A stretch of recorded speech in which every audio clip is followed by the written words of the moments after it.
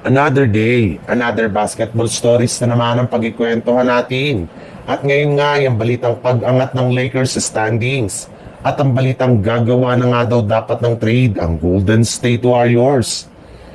Tagumpay nga ang Los Angeles Lakers ngayon na maipanalo ang kanilang game ngayong araw laban sa Utah Jazz matapos ang kanilang nakakamanghang second half performance na siyang nagpangat sa kanilang record na 11 wins at 4 losses bilang ika-top 4 pa rin sa standing ng Western Conference. Tabla rin naman nga sa ika-second seed na Denver Nuggets pagdating sa panalo, kaya kahit anuman ngang oras ay pwede silang umangat sa standing sa mga susunod na araw.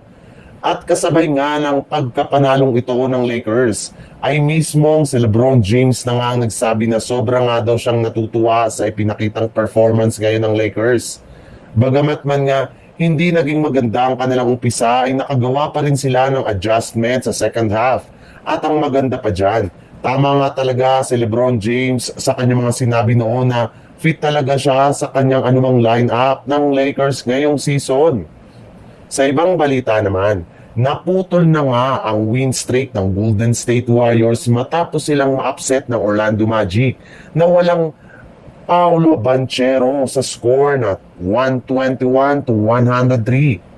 Ginawa rin naman nga sana ni Stephen Curry at Jimmy Butler na buhati ng Golden State Warriors sa pamamagitan ng pagtatala nila ng kabuuang 67 points. Sadyang hindi lamang ito naging sapat para manalo since hindi nga nila kinaya ang lakas ng Orlando Magic.